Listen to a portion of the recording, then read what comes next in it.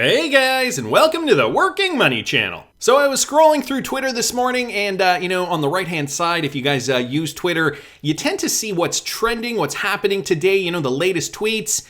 And look at what was trending in the US. I mean, what the actual F is going on here? The world is increasingly becoming a stranger and stranger place, and I got another video later on in this video that I wanted to show you guys. First, I wanted to mention this, though, from Wrath of Kahneman, the CEO of SBI Holdings, Yoshitaka Kitao, was interviewed in Bloomberg Magazine, and he mentions Ripple, R3, B2C2, and B2C2 is a Ripple-enabled company, as well as investments for synergies as they expand through Southeast Asia. And so I will link this entire interview in the description of this video if you guys are interested. Yoshitaka Kitao, who turned 71 in January, embraces the lessons of the ancient past in his quest to build the future. He's a lover of Chinese classics, so this just gives a little bit of his background here. In 1999, he founded SBI for SoftBank Investment Corp to focus on internet-enabled financial services. So this guy, totally ahead of his time. In 1999, he was already looking at that. The meaning of the initials changed to mean strategic business innovator in 2005. When the company began to separate from SoftBank, SBI Holdings now has more client accounts than do its competitors, including Daiwa Securities Group and Nomura. Kitao has also made a push into cryptocurrency-related companies. SBI is the biggest institutional shareholder of Ripple Labs Inc. and R3. So a big company in Japan, very influential. Just wanted to go down here when he was asked, what types of businesses do you try to acquire? He goes on to say, our acquisition targets are companies that will help make our group more prosperous if they're brought under our umbrella. Take cryptocurrencies, for example. We've bought a crypto asset market maker called B2C2, the world's largest in that field, believing it would bring about various synergies. Another example was our tie-up with Ripple Labs, which manages the digital asset XRP, as we thought about modernizing international money transfers. And then he mentions we've also been quick to forming a business alliance with America's R3, which produces a system called Corda and also smart contract technologies for it. So mentioning Ripple and XRP, of course, for cross-border payments mainly. However, as we know, as time has gone on, Ripple and XRP have broadened out and they have morphed into something even bigger. Anyway, guys, I just thought this was interesting. I thought I'd leave this for you in the description of the video if you wanted to read the full thing. An interesting interview. Wanted to thank Wrath of Kahneman for posting that. We've also got this from Michael at Val5 Links. The Central Bank of Brazil plans to launch a pilot of the digital currency, or rather their CBDC, by 2022. So we know the Central Bank of Brazil has a contract with Ripple. The monetary authority of the Latin American country has said it expects to launch a final version of its CBDC by 2024. So it is going to continue throughout the next year to pilot this. They plan to launch a pilot for their CBDC by 2022. BCB President Robert Campos Neto said on Friday, in September, the Brazilian Central Bank told the Brazilian Senate that it planned to launch the final version of their real digital asset by 2024. Brazil's central bank has also been discussing a bill to regulate digital assets as an investment vehicle. So here are just some highlighted points. Crypto is already starting to take effect, even the national accounts, which means it has become a relevant investment instrument. This coming from Campos Neto. He noted adding that crypto purchases are impacting Brazil's import figures. So that is interesting to note as well. Crypto is becoming bigger on the grander scale. With regards to fundamental underliers when it comes to countries' imports, according to BCB, or the Brazilian Central Bank, Brazilians have already acquired $4.27 billion in crypto so far in 2021. In August, Campos Neto said that Brazilians held about $40 billion in total in cryptocurrencies. So, a lot of these countries are realizing how popular cryptocurrencies are getting, and, to have a CBDC in place, I think is a twofold thing, right? The double-edged sword, the bittersweet reality of it all. On the one hand, it's going to help adoption for companies like Ripple. And so anybody holding XRP is likely going to benefit from that. The more value there is running through XRP, the better it is for us because, more value drives utility. That just means there'll be more demand for XRP, which means the price will rise. But on the flip side, the Great Reset, the powers that be, want to implement CBDCs in order to control people, in order to keep track of you, where you're purchasing things, how you're conducting purchases, why you're conducting purchases, maybe. And so again, a double-edged sword. This is the way it is going. The World Economic Forum obviously plays a huge role into this, and I'm going to talk about them a little later on in this video.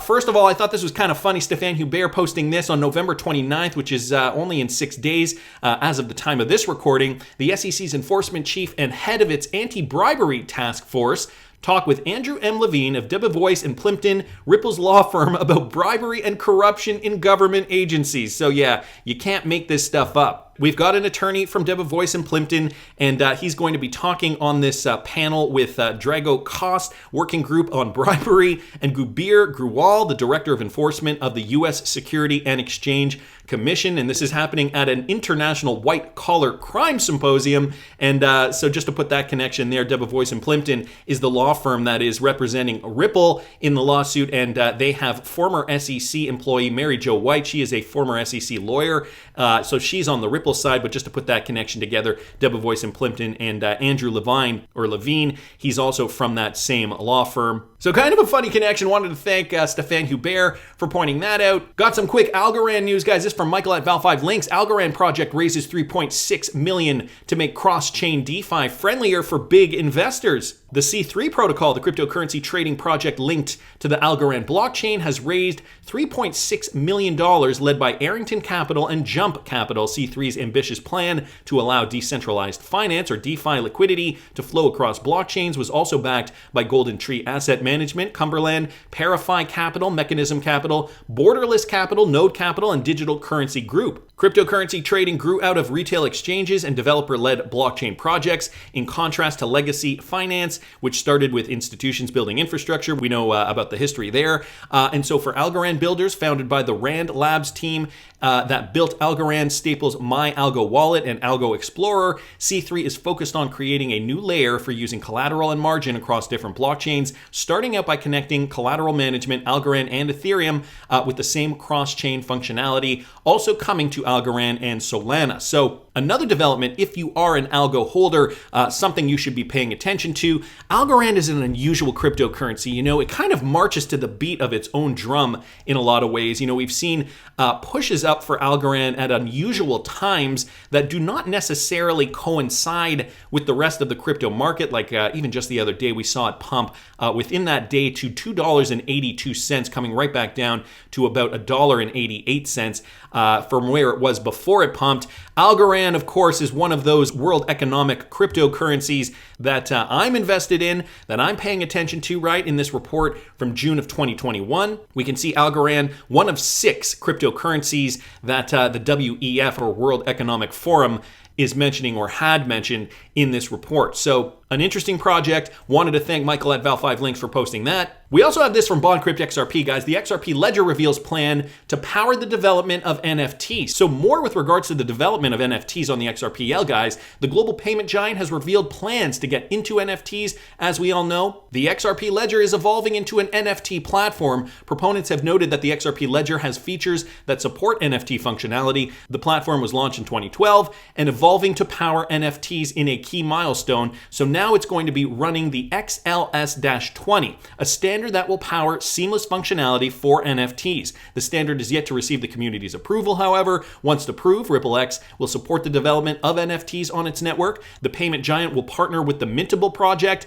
the digital item marketplace, to power NFTs. Ripple's on-demand liquidity corridor, or ODL, has posted a 130% quarter-over-quarter growth. So just giving some statistics on that, Ripple's partnership in Asia has boosted the utility of XRP, and the platform has grown 2,400% over a year. So just giving some more statistics on the XRPL. However, interesting to note, platform is now running on XLS-20, a new standard. RippleX, of course, at the center of this. You know, more development on the XRPL just means more utility running through XRP, which drives demand for XRP. And guys, with demand, well, you know where this is going. This is basic technical analysis, folks. with demand comes a higher price, because if more people want XRP, the price will have to go up. There's a finite supply, and with every transaction, XRP is getting burnt every single day, every single minute, every single second. So this is why we're going to see certain projects thrive, guys, and why other projects are just going to be left in the dust. Brad Garlinghouse said it in this morning's video when he was interviewed at the latest conference that he was at. If you guys didn't catch this morning's video, I will link it up here in the top right-hand corner.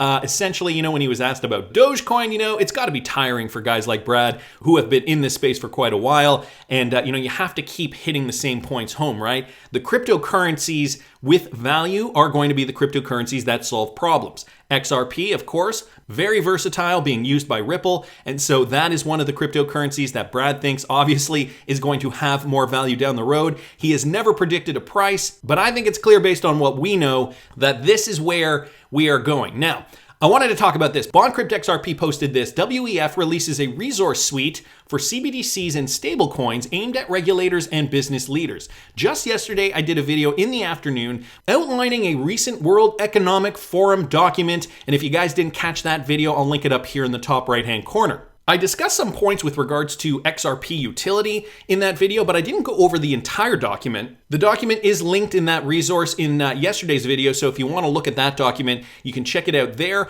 This publication, though, contains 8 separate white papers exploring topics including the impact of lawmakers regulating stablecoins and central bank digital currencies, as well as informing readers about the risks, benefits, and their alternatives. So the World Economic Forum did publish this resource suite on Friday. They announced that the Digital Currency Governance Consortium White Paper Series, a resource suite created by 85 organizations from 40 countries around the world. The publication contains 8 separate white papers exploring such topics as the impact of lawmakers regulating stablecoins, central bank digital currencies, so on and so forth.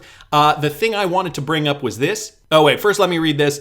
In addition, the suite addresses regulatory gaps for digital assets and their potential uses in other financial inclusion and cross-border aid. So they also really focus on cross-border, which of course XRP does solve for. As per the WEF white paper, XRP is also on that list of chosen cryptocurrencies. We'll call them the WEF coins, the XRP ledger, obviously highlighted here. But anyway, back to this for a second. Let me get down to this paragraph. According to the World Economic Forum, different world governments could benefit from collaborations on CBDCs and stablecoins in addressing the prevention of illicit activity, consumer protection, and cross-border arrangements regarding CBDCs where regulatory gaps might exist.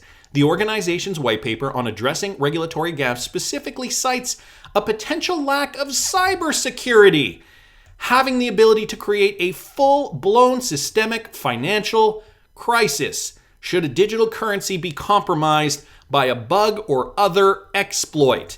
Are they pre-programming us, guys? Another incident here where I think, could they be pre-programming us to accept the reality of a cyber pandemic? Klaus Schwab has talked about this since July of 2020, and I did a video on that at that time. I'll see if I can find it. It was the first video I did with regards to a potential cyber pandemic, and I'll link that up here in the top right-hand corner. It's interesting, though, that they're mentioning it again. And just by coincidence, or maybe not so coincidentally, I also saw this tweet from Ian Northing at Ian Bins on Twitter from the World Economic Forum's Twitter account, posted 21 hours ago. Disruption can spread rapidly throughout the system. Just look at this first quote here. What if extreme weather froze your bank account? What the actual f***?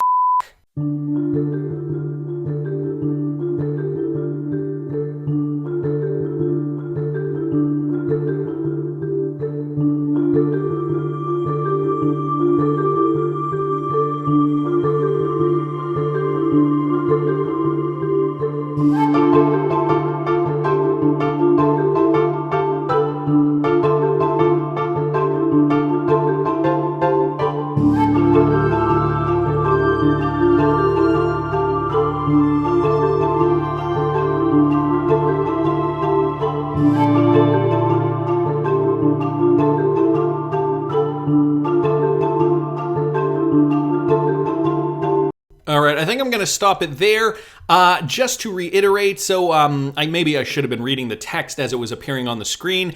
For those of you guys maybe not looking at the screen, but basically asking, if extreme weather froze your bank account, the world's digital financial systems are increasingly interconnected. Companies have come to rely on one another in a network of critical interdependencies. This means disruption can more easily grow and spread throughout the entire system. So, again, hitting this point home that we are connected, our finances are connected, and so what if something happens?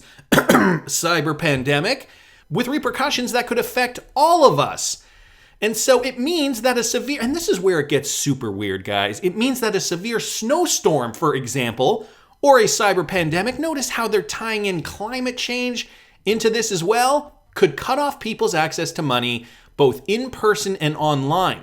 A situation that could lead to a widespread panic and loss of trust. An average cyber ripple event impacts 10 additional companies beyond the firm originally affected. And then it goes into an example about SolarWinds. So that is kind of neither here nor there. By attacking a single weak spot, the hackers were able to access thousands of companies' IT systems. So they're talking about a hacking event. Threats like this can create uncertainty as well as huge losses, but we can mitigate them if we work together. Policymakers, regulators, financial institutions, tech firms, and customers must all play their part in safeguarding the system. And so you can go to their website and download their report on what they think you should do. I thought it was really weird, though, when they mentioned it means that a severe snowstorm, for example, or a cyber attack could knock out power supplies, and then we would not have access to our money. So again, more evidence suggesting the World Economic Forum are preconditioning the people, you and I, guys, that a cyber pandemic is on the horizon. And S34 More 3 here saying, LOL, ripple event. Yeah, I noticed that as well. I thought that was great.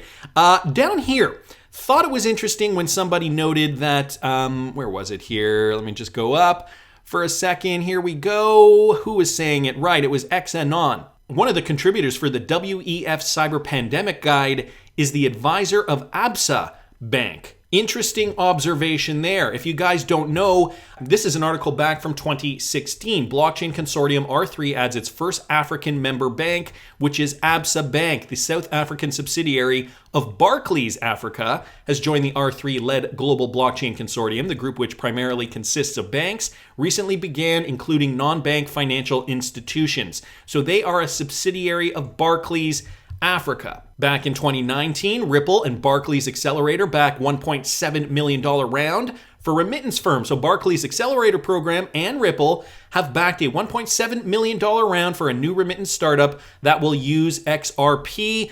And so these are older articles, guys. I will link it in the description of the video if you're interested. But the reason I'm bringing these to your attention is just to show you the connection here. The World Economic Forum, Barclays, a subsidiary of Barclays, ABSA Bank helped advise on this report. Ripple obviously interconnected with that. We know Ripple partnered with the World Economic Forum. We know XRP, part of this document. Cryptocurrencies, a guide to getting started. The Global Future Council on Cryptocurrencies published in June of this year. Which always brings me back to this idea, guys. If you do not have the keys to your cryptocurrency, you will not be able to access your cryptocurrency. And again, I keep reiterating this. I have since the beginning of this channel.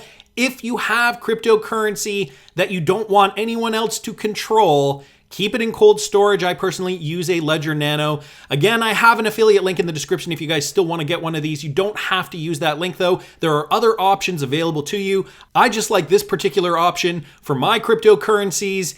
It might not be a bad idea considering what could happen to banks in the event of a cyber pandemic. So what the actual F, guys? The world is going a little topsy-turvy, or is it? Has this been planned the entire time? Tell me down in the comments what you guys think, and please subscribe to the channel if you haven't already. Like the video if you like the content I'm providing. I always love hearing your comments. See you in the next one, guys.